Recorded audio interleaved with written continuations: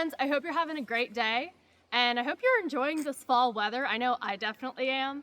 Today we are doing a Q&A and giveaway. This is definitely not the first Q&A we've done on the channel, but it is the first one that includes a giveaway. How it'll work is I've compiled all of your questions from the announcement video as well as announcement posts across YouTube, Instagram, and Facebook and put them into a hat.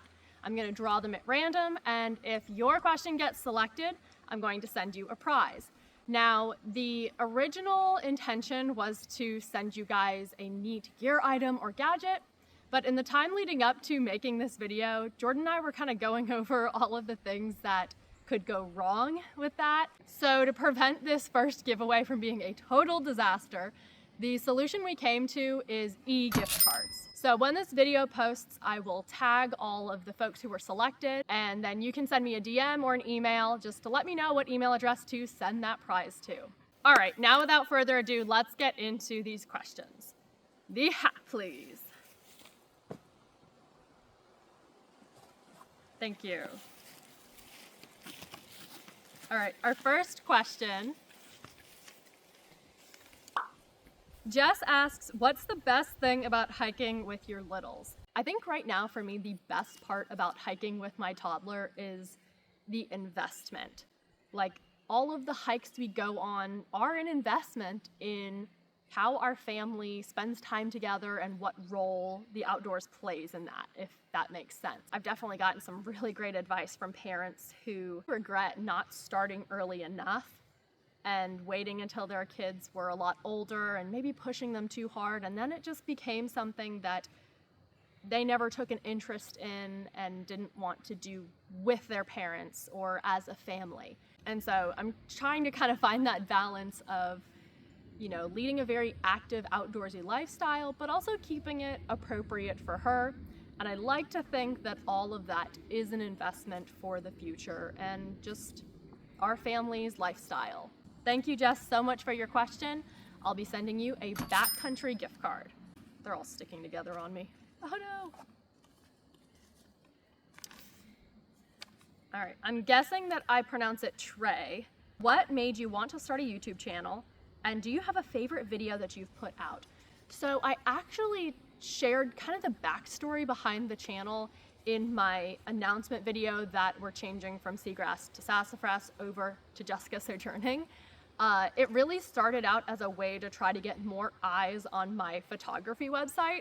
And I thought, well, YouTube is just another platform to kind of draw attention to this endeavor. But somewhere along the way, I decided that I wanted to get into backpacking, and specifically through hike the Foothills Trail. And I already had this YouTube channel without a whole lot of videos on it. So I just decided to use that to tell this story.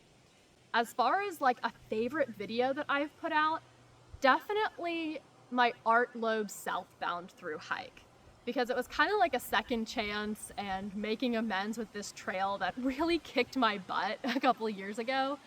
I feel like I just had so much fun doing that hike and then putting the video together. And one of the neat things about making backpacking videos and kind of telling the story of the hike is sometimes what you go into it thinking is going to be the story you tell ends up being something completely different when all is said and done and you're on the other side of the experience with this footage. Thanks so much for your question. I'll be sending you an REI gift card. This one? Yeah. Our next question comes from Andrew. He asked several questions, so in the interest of time, I'm just going to answer 3. But Andrew, if you go back to the original comment that you left these questions on, I'll go ahead and answer all of them for you there. He first asked, what kind of mileage were you able to accomplish before being a mom and now that you bring Wiggle? So when I was backpacking pre-Wiggle, I would typically do 10 to 12 miles in a day. I could do 15, but really like my sweet spot was 10 to 12. And now that I bring her on hikes, that is significantly reduced. We usually don't hike into camp more than 3 miles. If we are base camping, like staying a couple nights and just exploring the area, then we can do probably 5 to 7 miles in a day just with the essentials in a day pack. Now, when she's not with me, I can still do like a 10-mile day. It's just when she's with me, I tone it down significantly. Not only for the health of my knees and back and shoulders, but also because I don't want to be so far from the car that I can't bail us out if need be for whatever reason. You also asked, does your backpacking season shorten now that Wiggle is being brought along, meaning like when it's too hot or too cold? So in the colder months, our season doesn't really shorten, our location just changes and our options change. So we'll tend to camp or backpack in more coastal areas. When it's really cold everywhere else, those more mild climates are where we gravitate towards. In the summer, I tend to take July off just because I don't like hiking and camping in extreme heat, but that was a practice of mine before her anyway, just because of my own preferences. And last, did you try camping at a campground as a trial run, or maybe disperse camping instead?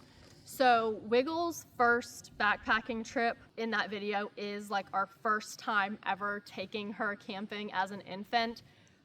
We knew that campsite in that area really well. We decided to just make her first introduction to camping be a 4-mile backpacking trip on wildlife management area land.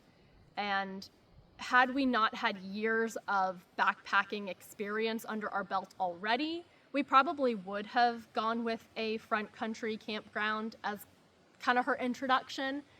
But my husband and I both felt pretty confident in that decision that we made to just go straight to backpacking, and everything went really well. But again, I attribute that to the fact that we had tons of experience beforehand to be able to do that. Thanks so much for your questions. And again, please check back at that original comment. I'll go ahead and reply to your other questions there. I'll send you a Garage Grown Gear gift card. Before we get into the last 2 questions, quick break to tell you about Itineraries. So as many of you know, I don't have any sponsors. I also don't do collaborations or affiliate programs. The way that this channel and blog gets supported is through you guys and Itineraries. So for all of my major trips, I write an itinerary or a hiking guide. And in them, I include everything from locations of water sources and campsites to area regulations and fees. Also, if there's any logistics involved, like potential shuttle providers for that trail or that section hike. And 2 of the newest itineraries I've just posted are for loops involving the Foothills Trail. So these are actually the first itineraries I ever wrote for a loop that goes through Gorgeous State Park and a loop through Table Rock State Park. I have rewritten them, given them like a complete makeover to now include not just 2 options, but 4, and just a ton more information and photos from the trail. So if you're looking to take some of the guesswork out of planning your next trip, please check out those itineraries. They're from someone who's been there, done that, and it's how I'm able to keep doing what I do. All right, thanks for sitting through that break. Let's get into our last 2 questions.